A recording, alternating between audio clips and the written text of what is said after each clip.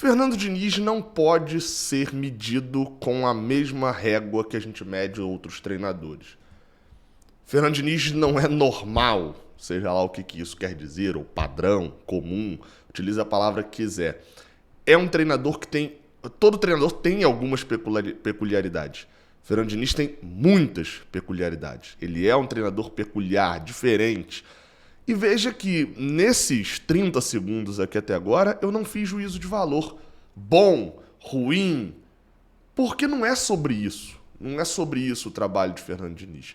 E hoje, né, no caso ontem, para vocês que estão vendo esse vídeo na terça-feira, ele deu entrevista ao Bem Amigos, enfim, falou bastante sobre a filosofia que ele tem de futebol, a filosofia que ele tem de vida, né, o pensamento que ele tem, como o futebol vem do pensamento que ele tem de vida também. Mas, enfim, boa parte do que ele falou ali, a gente que acompanha as coletivas também já vê ali, consegue perceber nas entrelinhas. E eu tô gravando esse vídeo aqui, principalmente porque uma pergunta que eu tinha feito na coletiva, se eu não tenho nada, do jogo contra o Palmeiras, exatamente, do jogo contra o Palmeiras, e que o Fernando Diniz acabou não respondendo muito, enfim, foi para um outro caminho ali que não era muito o que eu tinha perguntado, ele respondeu na coletiva de domingo. Eu tô gravando isso daqui na noite da segunda-feira. Ele respondeu na coletiva de domingo numa outra resposta, enfim, nem era sobre o assunto. E isso me chamou bastante atenção. Como a gente, e seja o Gabriel jornalista, né? Se você não me conhece, eu sou o Gabriel Amaral, sou jornalista, e como a imprensa tenta facilitar o trabalho, colocando o Fernando Diniz na mesma régua que eu meço o Dorival Júnior, que eu meço o Zé Ricardo, na mesma régua que eu meço o Barroca. Tá até muito grande para ser Barroca, mas enfim. O Barroca. Eu tento colocar todos na mesma régua. E alguns treinadores até são. São normais. E a gente tem que medir pelo resultado mesmo, porque não tem muito a acrescentar. Num dia estão aqui, no outro dia estão lá, e pouco se importam. Como é o caso de Lisca, por exemplo, que é muito mais um motivador. Apesar de manjar de campo, mas é muito mais um motivador. Se coloca nesse lugar. Fernando Diniz é diferente. E eu vou continuar repetindo aqui. Não estou falando de bom ou de ruim. Ou de ir bem e de ir mal num time. Saber mais, saber menos. São escolhas. Fernando Diniz é um cara, e isso tem saltado cada vez mais aos meus olhos, que dá a impressão, isso é óbvio que não é, mas dá a impressão de que Fernando Diniz prefere ter na sua mão um elenco mediano, não é um elenco fraco. Igual era o de 2019, fraco e com salário atrasado. Aí você vai falar, nossa, tinha o Léo Arthur, tinha o Evandro, o Kelvin. Todo mundo lembra do Alan e do Caio Henrique, né? Mas tinha Ayrton, Bruno Silva, o Dodge antes da fama, o Douglas ainda, lá de trás. Enfim, Jadson. O Jadson eu nem vou criticar tanto, não, que era até ok. Léo, lateral direito, tô falando Léo Pelé, tô falando... Nossa, essas pessoas todas devem ser seres humanos incríveis. Tá? Acho que o Léo não estava em 2019, não. O Léo é 2018. Devem ser seres humanos incríveis, ótimos, espetaculares. Acho que o Jadson também não está em 2019. Mas assim, vamos ser sinceros, eram fracos. O elenco era fraco. A impressão que eu tenho de Fernando Diniz é que ele prefere trabalhar com um elenco mediano, mas que seja solidário e que ele consiga, que comprem a ideia dele de coragem, enfim, de tudo isso, do que num elenco mais estrelado, e que ele vai ter dificuldade para isso. Aí você vai falar, pô, Gabriel, é óbvio que em sã consciência ninguém quer isso. Óbvio que todo mundo quer ter o time mais forte. Claro, claro. Mas tem um sabor especial em você transformar um mediano no vice-líder, agora no terceiro colocado do Campeonato Brasileiro, não tem? Claro que tem um saborzinho especial. E eu acho que Diniz, ele é um cara muito desse sabor especial, mais do que a rotina de vitória, treinamento e etc. E bem, vamos lá. Fernando Diniz, novamente, não estou fazendo juízo de valor, falando se ele é bom ou se ele é ruim.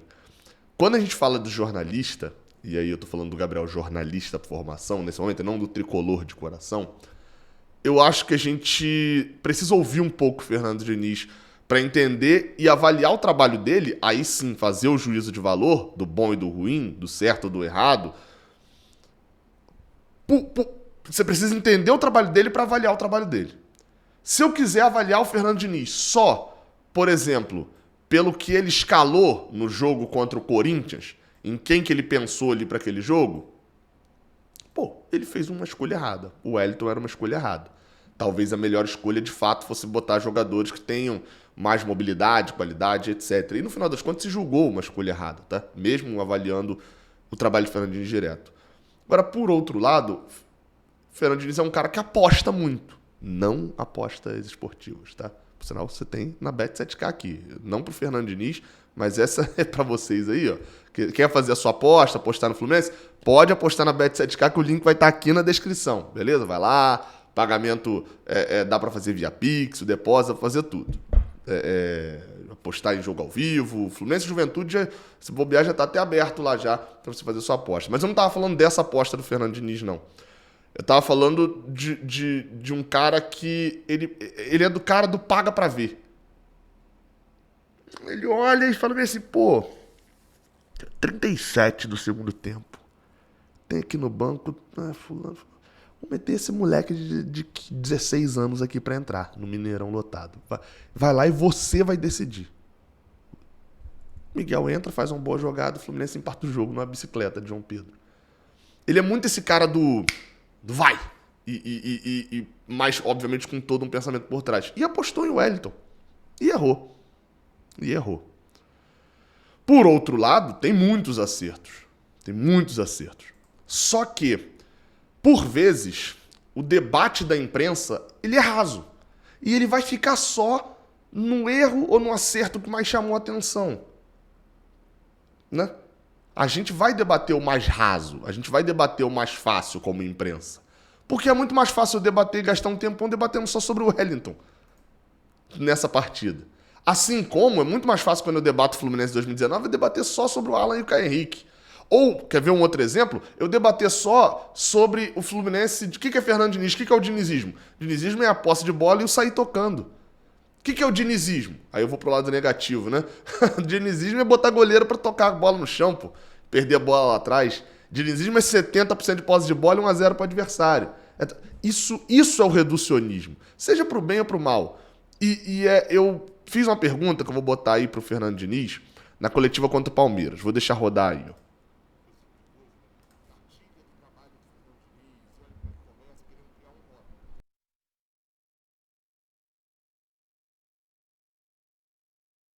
É sobre um comentário geral de que o Fluminense enfrenta qualquer time, pegou o time que tem dominado a América nos últimos tempos e jogou, enfim, pressionando e tentando vencer até o final. Só que aí eu queria te ouvir, porque esses resultados que você falou nesse período, dentro de uma ou outra sequência de resultados, nós, né, como analistas, como jornalistas, às vezes até pecamos numa questão de análise, ou precipitando, alguma coisa assim.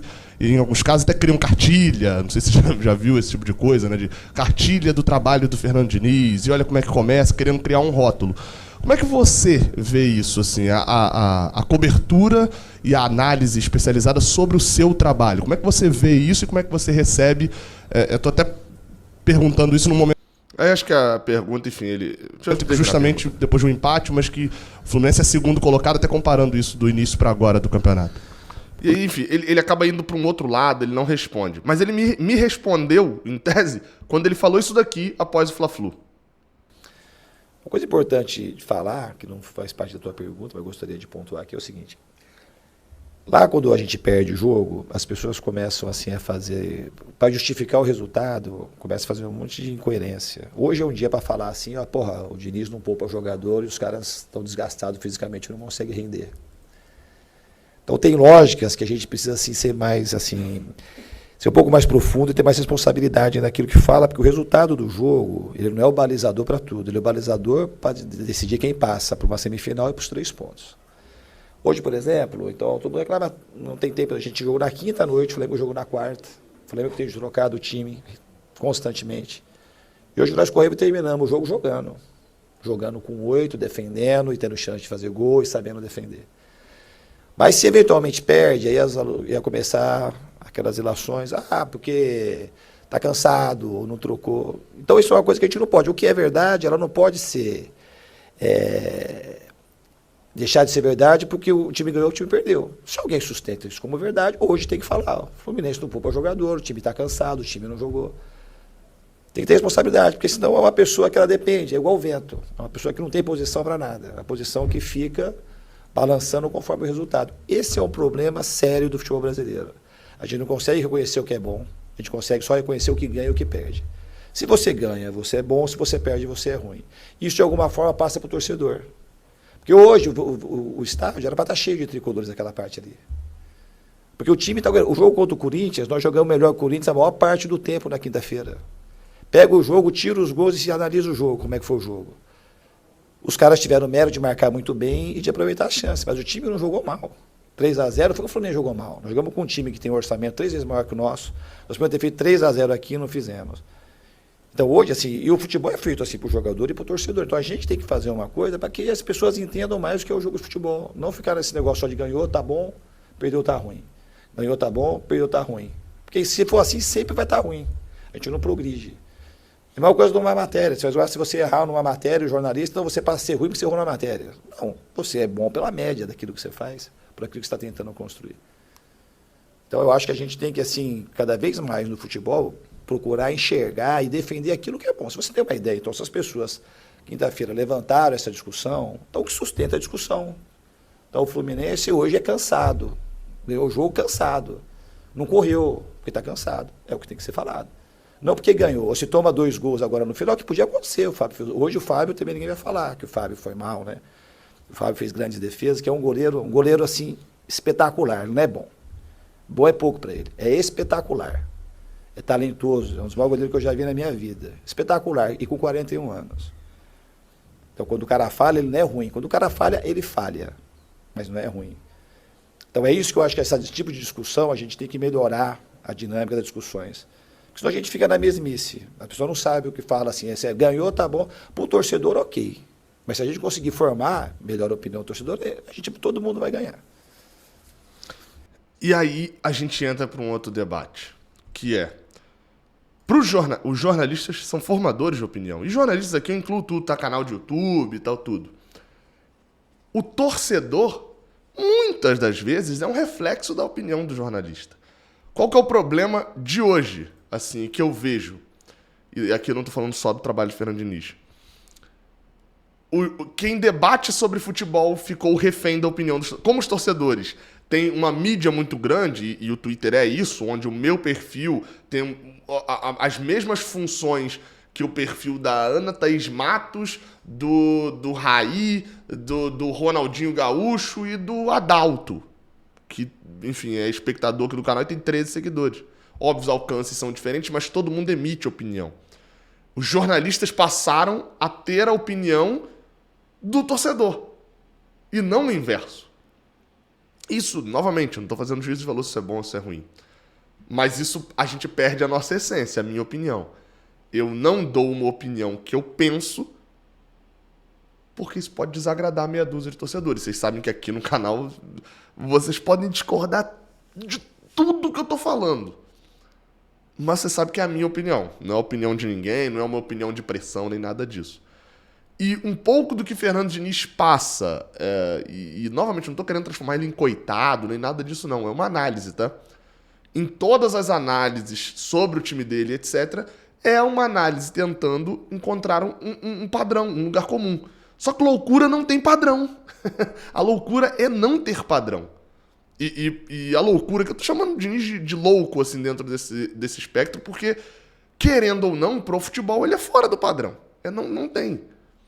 É o cara que vai falar 10 entrevistas, ele vai falar o tempo inteiro sobre recuperar jogador. Mais do que só sobre esquema tático.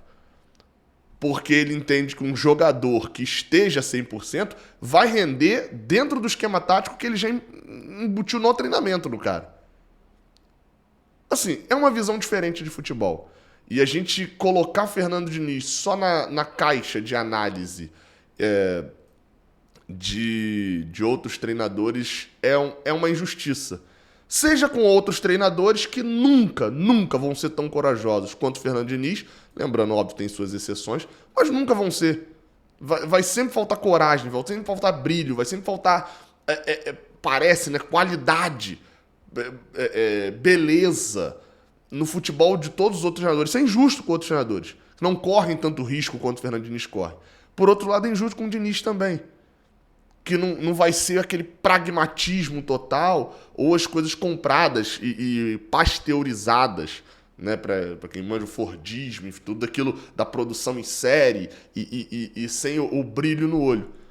É injusto com o Fernando Diniz, que não é tão pragmático e que dá algumas declarações, por vezes soam até arrogantes.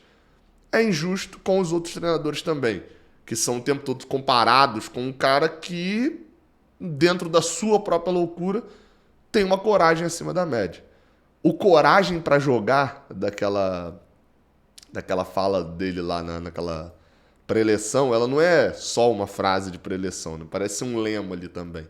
Diniz prefere o jogador mediano corajoso do que o ótimo jogador que não tenha. E daí a gente vai tirando alguns jogadores que somem quando o Fernando Diniz chega no clube, né?